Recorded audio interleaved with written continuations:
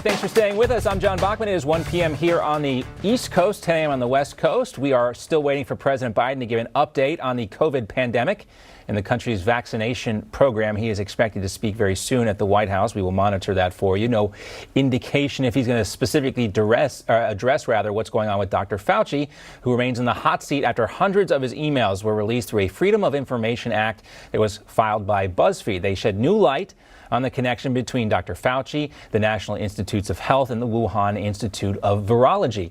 In one exchange, Peter Daszak, the head of the COVID research group which worked in Wuhan, thanked Dr. Fauci for downplaying the lab leak theory last year. And the release of Fauci's emails come as he gets ready to cash in on the pandemic thanks to his book, Expect the Unexpected, 10 Lessons on Truth, Service, and the Way Forward. That is the title of Dr. Fauci's new book, which is due out in November. Let's welcome in now Pennsylvania Congressman Guy Reschenthaler to talk more about this. We call him Guy because he asked us to. I like to call him Congressman out of respect, but we'll call him Guy because we like to do what the guests like here. He is a member of the House Judiciary and Foreign Affairs Committee. Great to see you, Guy. Thanks for joining us. You too, John. Thanks for having me on, as always. And isn't it amazing how quickly the tide has turned here? I mean, remember, I've been saying this for over a year, that Dr. Fauci has been wrong. He's been inconsistent with all of his messaging, and he went out of his way. These new emails show, just like I've been saying, he went out of his way to downplay the fact that this virus more than likely originated in the Wuhan Institute of Virology, that BSL level 4 laboratory where they were doing gain of function research.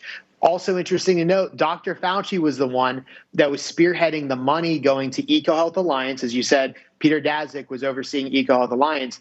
EcoHealth and Daszak were the ones sending U.S. tax dollar money to the Wuhan Institute of Virology to study zoonotic bat-borne diseases. I mean, this should be a surprise to nobody, but the fact that Dr. Fauci is now, a year plus later, now being called out, it's shocking. It shows you the extent to which big tech, the mainstream media, and the Democrat Party will go to parrot Chinese Communist Party talking points.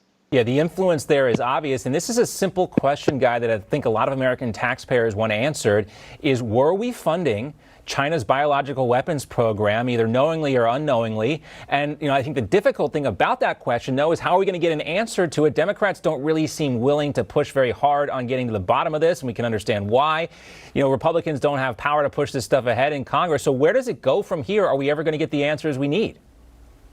Well, remember, I got a letter about 2 weeks ago from USAID saying that USAID sent $1.1 million to EcoHealth Alliance that they know went to the Wuhan Institute of Virology. We know that. We have them dead to rights because my letter requesting that information was finally answered. We also know that the NIH sent at least $600,000 as well to the Institute of Virology in Wuhan via the EcoHealth Alliance. I'm still waiting to hear from DOD, still waiting to hear from the Department of Homeland Security, but it's irrefutable that taxpayer dollars from United States taxpayers went in part to fund this dangerous research that was going on in Wuhan. And John, may I add this? We have the most advanced pharmaceutical industry. We have the most advanced scientists here in the United States. So why were we sending money to a lab that was controlled literally by the Chinese Communist Party, overseen by a general who was the head of biological warfare? Why were we funding that lab? It's very unlikely that we were going to get any information, any research back here. So the Chinese were making these advancements funded in part by U.S. taxpayers. One of the emails that caught our attention was this one between Fauci and a guy named George Gao, who is the equivalent of China's CDC director. He wrote, "I saw some news, hope it's fake, that you are being attacked by some people. Hope you are well under such an irrational situation." And Dr. Fauci responds, "Thank you for your kind note. All is well despite some crazy people in this world." Those crazy people are people like you, Congressman, who last year were saying we've got to take a cold, hard look at what's going on or what has been going on at the Wuhan Institute of Virology. The crazy people were conservatives in the media saying this stuff needs more attention. I guess the not crazy people were the people echoing and, parroting these Chinese talking points.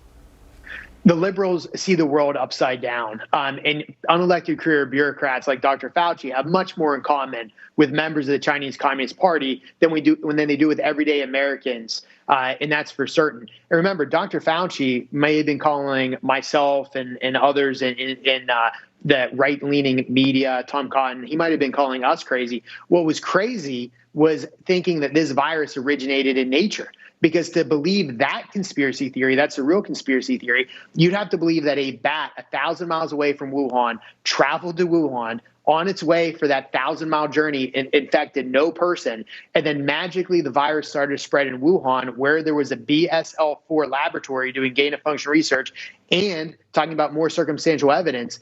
The virus that was released in Wuhan, or likely leaked out of that lab in Wuhan, was 20% more contagious and more lethal than the natural occurring virus. That was the conspiracy theory. Remember, Fauci was wrong about this, and he was wrong because he was trying to cover his tracks. Fauci was running around saying that gain-of-function research was, quote unquote, a risk worth taking, his words. He was running around criticizing President Trump for the travel ban, which he then later had to admit saved lives. He was wrong about masks in the early days of this pandemic. He was wrong when he said that there was going to be a mass outbreak in Texas and Florida. I think maybe the most important thing, Guy, here is what he was wrong about. And we just heard this from him a couple of days ago during his testimony, is he thought that these were reputable people that he could trust based on the honor system word alone. And what these emails show is that he got rolled on that, and he looks like he was taken by a lot of these Chinese officials and, naivete, whatever you want to call it. It's bad. It's all bad. And, when are you going to get a chance to question Dr. Fauci again? When does he come back up for more congressional testimony?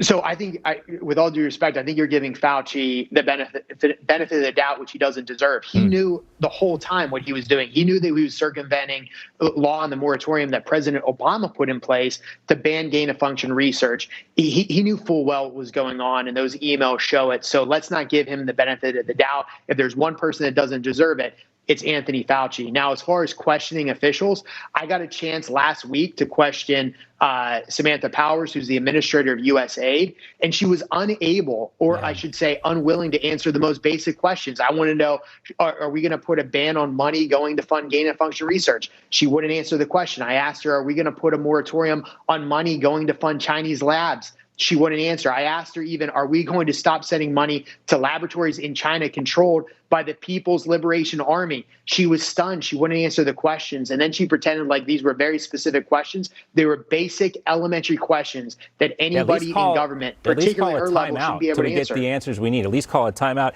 And, I'm not trying to give Anthony Fauci too much credit here, guy, but there's two things I always try to fall back on. Occam's razor, which means the simplest explanation is normally right. Yes, and then there's Hanlon's razor, which means you don't attribute to malice, which can normally be attributed to stupidity or incompetence. And that's normally where I go when it comes to lifelong government bureaucrats like Fauci. It's usually incompetence over malice, unfortunately. But we'll see what happens here. I do want to get to the bottom, and I know you do as well, and a lot of Americans do.